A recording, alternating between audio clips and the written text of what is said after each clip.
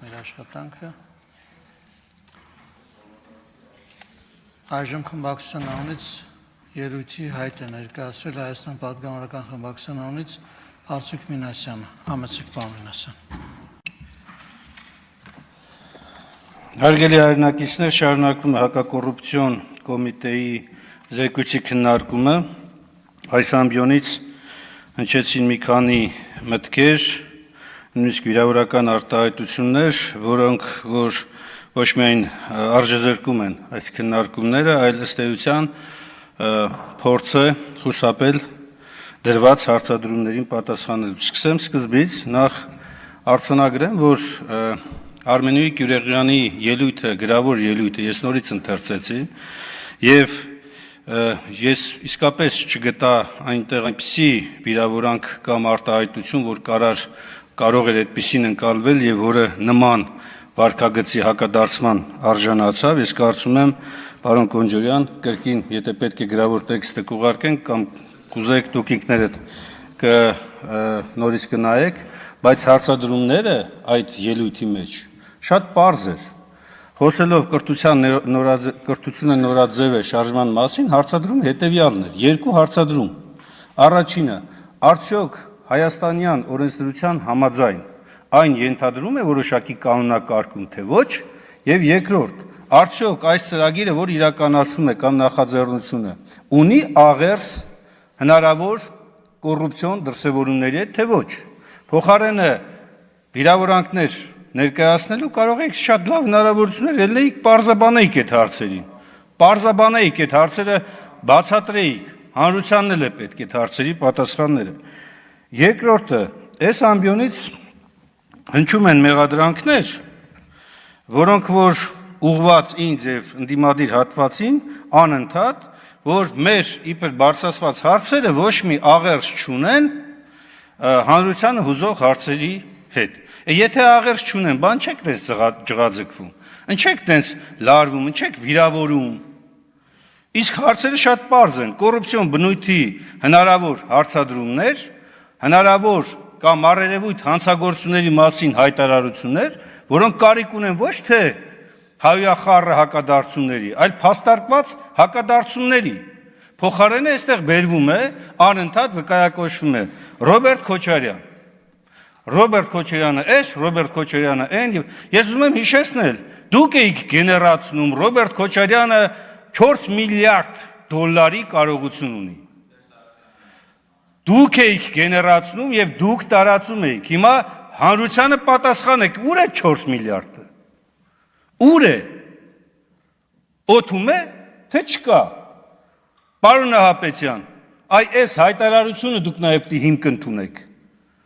Երբ որ մարդիկ այս ամբիոնից եւ ոչ միայն այս ամբիոնից լրատվամիջոցներով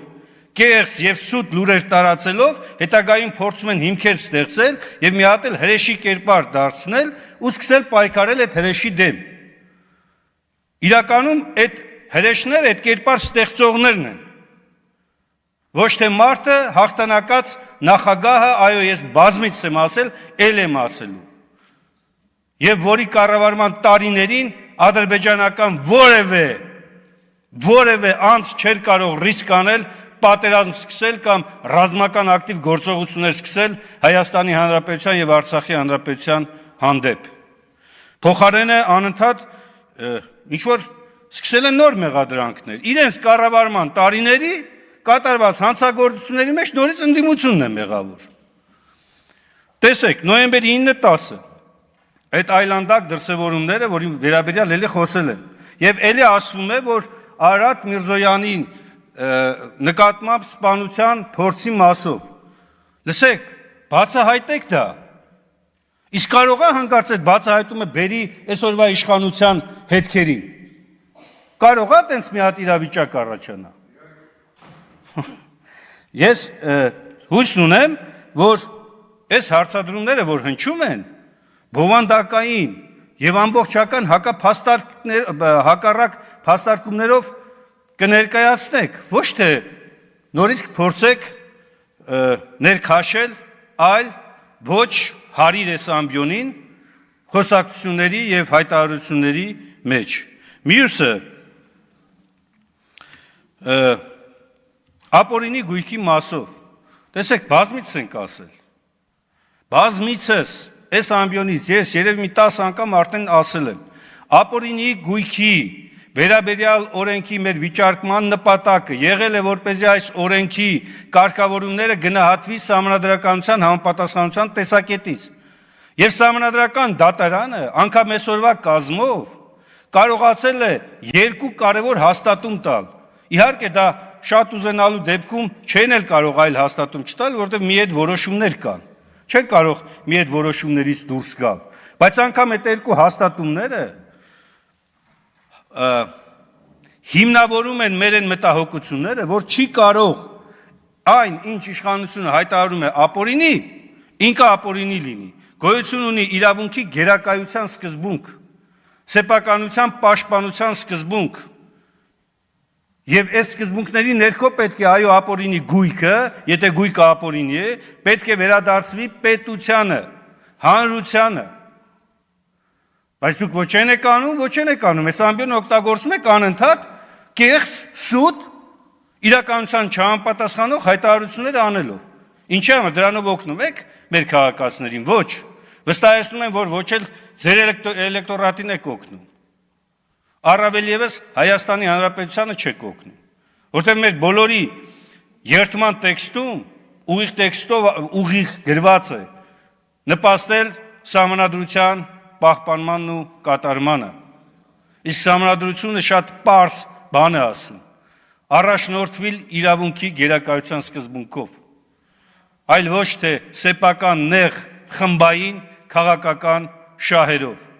Եվ անընդհատ կրկնելով, տալով նախագահների անունները, դրանով դուք չեք նպաստում հանրապետության ուժեղացմանը։ Դրանով դուք վստահաբար չեք ստեղծում հիմքեր ապագայում ինչ իշխանություն էլ ձևավորվի, շատ ավելի արդյունավետ առաջ գնալու համար։ Դուք դրանով ընդամենը հիմքեր եք ստեղծում եւ հաստատում եք այն միտքը, որ դուք անընդհատ կործանում եք բերում մեզ բոլորիս, մեր երկրին, մեր պետությանը, մեր պետականությանը։ Հարցեր շատ կան, բայց ժամանակը թույլ չի տալիս, որ կետարկետ անդրադառնան բոլոր ուրեմն այստեղից հնչած մերկապարանոց իմ գնահատմամբ հայտարարություններին կամ մեղադրանքներին։ Անընդհատ ինչ-որ դրվագներ եք հիշեցնում, անընդհատ ինչ-որ դրվագներ եք բերում, անմեղության կանխավարկածը հերիք չէ, հերն անիծել եք։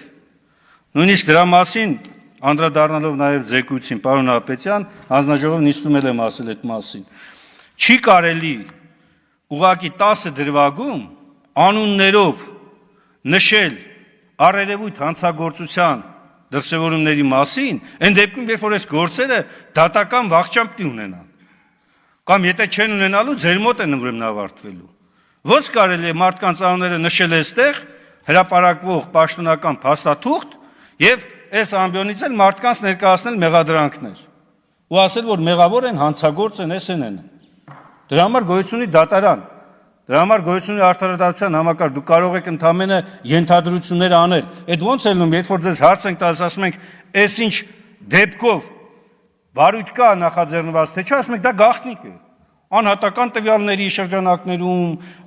պետական գաղտնիքի շրջանակներում, այդ որ դեպքի մասն եք հարցնում, առանց նույնիսկ անվանական անուններ հնչեցնելու առաջարկի։ Բա ստեղ մարդկանց անուններ հնչեցնելը ձեզ իսկի չի հուշում, որ գոյություն ունի անմեղության կանխավարկած։ Թե այդ հրեշները մենակ ընդդիմադիրների մեջ պիտի փնտրել։ Այս մեծ հատվածի վրա իշքան այդ նույն գնահատման հրեշներ են նստած, կամ նստած էին հիմա այլ պաշտոնների վրա են։ Բազմաթիվ անուններ կարող ենք հնչեցնել։ Ես ուզում եմ իմ խոսքն ավարտել շատ կարգին մի մարդու խոսքով, շինարար հայր ու որդի Արսեն Թորոսյան, չշփոթեք պատգամավորի հետ, եւ իր հայրը Կորյուն Թորոսյանը, վարպետը շատ հետաքրքիր խոսք էր ասում, ասում էր, որպես շինարար նաեւ մարդ, ասում էր, այս գործը նես պիտի արվի, որպեսզի հետագայում եկողը, նայողը, տեսնողը ոչ թե անիծի ու հայոյի, այլ փառք տա եւ օրհնություն մաղթի գործը անողին։ Դուք այս խորհուրդը ընդունեք ձեր համար որպես ուղենիշ եւ ապրեք, գործեք ու շարժվեք այդ ձևով։ Այն ինչ որ դուք եք որտեղ գրում, ոչ մի աղերս չունի Հայաստանի Հանրապետության ուժեղացման հետ։ Հարգելի գործընկերներ, առաջարկում եմ ողջունել